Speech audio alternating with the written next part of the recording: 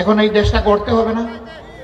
এ গড়ার জন্য আমাদেরকে কিছু কাজ করতে হবে। 1 নম্বরের কাজ হচ্ছে জাতিকে সমস্ত অন্যায় অপরাধীদের বিরুদ্ধে ঐক্যবদ্ধ হতে হবে, অপরাধকে ঘৃণা করতে হবে। আলহামদুলিল্লাহ 5 তারিখের পরে বাংলাদেশে যাই হোক, রংপুরে আর কেউ কোনো চাঁদাবাজি করে না, ঠিক আছে না? ওমা এখানেও করে,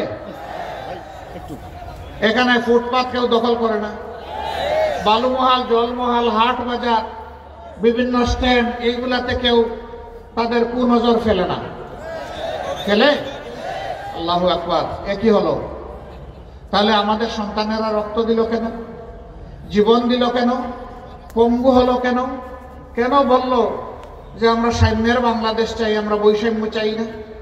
কেন বলল যে এমন একটি বাংলাদেশ চাই যেখানে শান্তিতে শ্বাস ফেলতে পারে? কেন বলল এমন একটি দেশ চাই যেটাতে মর্যাদার সাথে বসবাস করে পরিচয় দিতে পারে? এই কাজগুলো যারা করছেন তাদের বলি, ভাই বন্ধু, প্লিজ আমাদের শহীদের আত্মাকে কষ্ট দেবেন না। আমাদের শহীদের আত্মাকে কষ্ট দেবেন না। এবং আমাদের যে সমস্ত ভাইয়েরা 2 চোখ হারিয়ে অন্ধ হয়েছে, 2 পা হারিয়ে পঙ্গু হয়েছে, মেরুদণ্ডে বুলেট বুদ্ধ হয়ে অবশ্যই বিছানায় পড়ে আছে, এই সংখ্যা 34,000। তাদেরকে অপমান করবেন না। মনে রাখবেন, একদল অপমান করেছিল, তারা তাদের পরিণতি ভোগ করেছে। আমরা যেন কেউ এই বিপদে না পড়ি। আমরা বিনয়ের সাথে অনুরোধ করব, সামাজিক এই সমস্ত অপরাধ থেকে দূরে থাকুন। একজন মানুষের সক্ষমতা নাই, গরিব মানুষ, ভিক্ষা করা দোষের নয়, তিনি ভিক্ষা করতে পারেন। কিন্তু মানুষের কাছ থেকে জোর জবরদস্তি করে, কায়দা করে চাঁদা নেওয়া চরম অন্যায়, চরম অন্যায়। এ কাজ করবেন না। প্রয়োজন হয় 10 জনের কাছে হাত পেতে জীবন চালান, তবুও মানুষের উপর জুলুম করে চাঁদা আদায় করবেন না।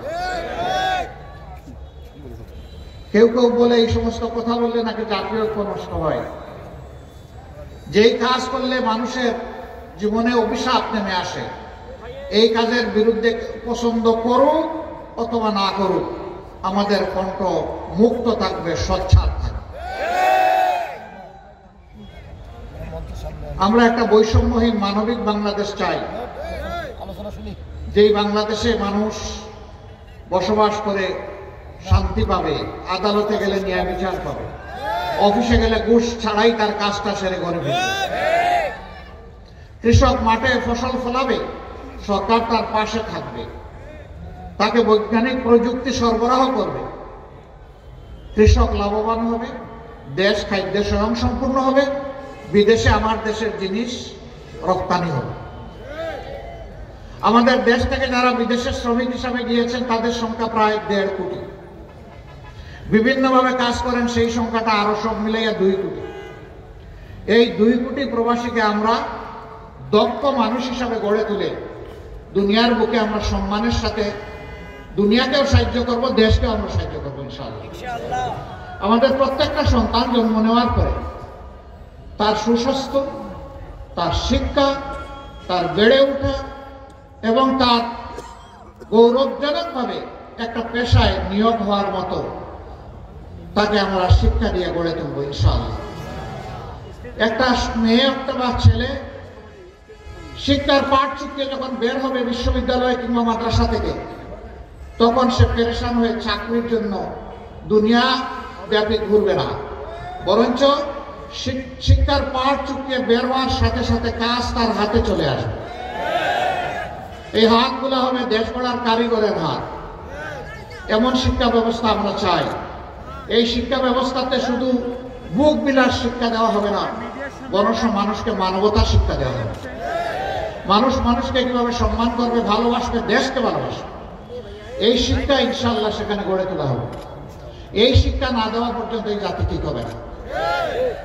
আমাদের দেশে লোকেরা বলে, আমি বলি না, একটা শ্রেণী যে যত বড় সে তত ডাকাত।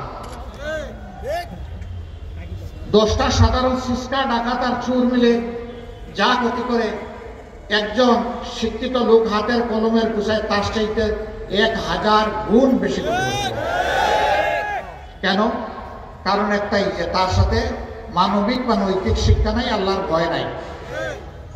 91% মানুষের দেশে যদি দ্বীনি শিক্ষা, নৈতিক শিক্ষা, আল্লাহর ভয়ের শিক্ষা এবং পেশা